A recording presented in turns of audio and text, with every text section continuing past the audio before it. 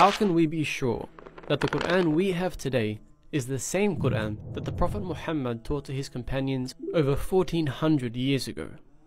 This question is central to the legitimacy of the religion of Islam, and to answer it, we need to know how the Qur'an was given to the Prophet, preserved by his companions, and then distributed around the Muslim world. This is the story of language, history, and the commitment of an entire civilization to preserving the words of God. According to the Muslim understanding, the Qur'an was revealed to the Prophet Muhammad over 23 years, from the age of 40 to his death at the age of 63. Over those 23 years, he received the revelation from God in a number of ways. Most commonly, it was spoken to him directly by the angel Gabriel, but at other times it came during his dreams, and on a number of occasions it even came to him directly from God, and he experienced this as the sound of a heavy bell, after which the words of the revelation were made clear to him. Throughout those 23 years, the Prophet endeavored to share the revelation with those around him as soon as it came. He did this verbally, as he couldn't read or write, but he strongly encouraged others around him to write down the revelation, as well as memorize it. This was the basis of how Muslims believe the Qur'an became preserved, not purely through written or oral means, but with both strengthening the other. The companions around him constantly strove to memorize these verses, with many eventually memorizing the entire book, and they simultaneously wrote them down on whatever materials they had around them, from parchment to bone to wood and stone. Over time, at least 65 companions functioned as scribes for the Prophet, who eventually established a school in Medina dedicated to teaching 900 of his companions to read and write.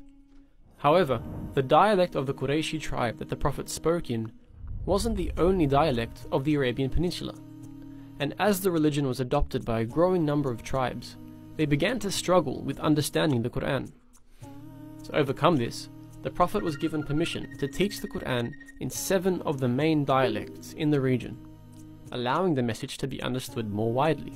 But these dialects didn't really affect the written records, as they were only different when the Qur'an was actually vocalized.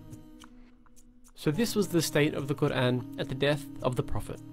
Hundreds of companions who had memorized the complete Qur'an in 7 official dialects, all of which were considered valid ways of reciting the Qur'an, as well as an incredible amount of written records that were held by the Prophet's companions throughout Medina and beyond.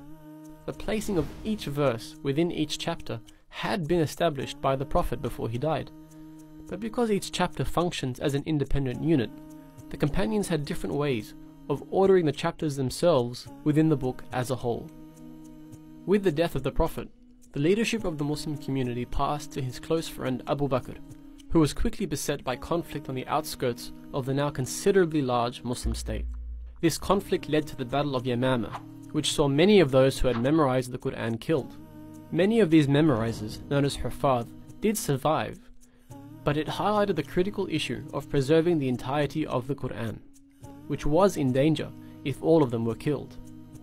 Abu Bakr decided to appoint Zayd ibn Thabit to compile all of the written verses of the Qur'an into one collection, using only those verses which had been written in the presence of the Prophet himself. These manuscripts would then be verified by those who had memorized the entire Qur'an at the hands of the Prophet. This was where the important concept of tawatur, or multiply attested sources, came into play. In order to be 100% sure that a verse of the Qur'an was in fact a verse of the Qur'an, it needed to have multiple independent chains of transmission from different memorizers of the Qur'an. In this way, any verse that came to Zayd could be corroborated through both written and oral means, essentially guaranteeing that every single verse put in the final book was conveyed by the Prophet. Once this had been completed by Zayd, he penned the completed text, which became known as the Suhuf, and gave it to Abu Bakr. This was now the official text of the Qur'an. With the death of Abu Bakr, it was given first to Umar, and then to Hafsa, the widow of the Prophet, when Umar passed away. Throughout this time, the religion had spread incredibly rapidly, now reaching from Libya in the west to Khurasan in the east. With this influx of non-Arabs who had embraced Islam, those 7 official dialects began to cause some issues. Variant readings were beginning to crop up, and in order to stamp out the issue, The then Caliph Uthman decided that the original Qurayshi dialect would have to become the official reading of the Qur'an. He appointed a committee of 12 companions to essentially repeat the process of Zayd ibn Thabit, gathering all of those primary sources, rectifying any differences, and confirming them with those who had memorized the text orally. Once this had been completed, he sent for the original Suhuf, which was still being held by Hafsa, and compared the two collections for any differences. Once completed, this final copy was read out to Uthman and the companions, who all agreed upon its accuracy, and they decided to burn the original sources in order to avoid any future divergence with the text. Now this text is referred to as the Uthmani Mus'haf, and it was the first written Qur'an to be sent throughout the Muslim world with accompanying reciters. It's considered to be exactly the same as the Qur'an we read today, with only one pretty big difference. It didn't include any skeletal or diacritical marks, which are essential in differentiating different words which otherwise look exactly the same. For example, this is the word for elephant, fil, and this is the verb to kiss something, qabbal. However, when you remove the markings, they both look exactly the same. This was how the Mus'haf was written. Now, whilst these diacritical marks weren't invented until 30 years after the death of Uthman, these markings, what are called skeletal dots, were known to the Arabs at the time of Uthman. But he must have intentionally decided not to include them in his original Mus'haf. Now, whilst we don't really know why, one possible reason is that he wanted to ensure that the Qur'an would always be taught and preserved through both written and oral methods. And that's where those official reciters who were sent out with copies of the Mus'haf came into play.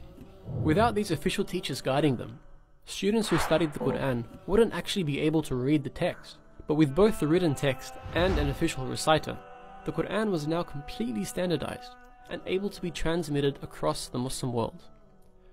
Over time, however, the usefulness of this approach began to diminish, and within the Caliphate of Uthman, these skeletal dots began to be used in new copies of the Mus'haf, and this quickly became the standard for all personal copies of the Qur'an. So apart from the development of new calligraphy styles and publishing methods, every Qur'an from then until today has been exactly the same, and every Hafidh of the Qur'an has learned the exact same book by heart.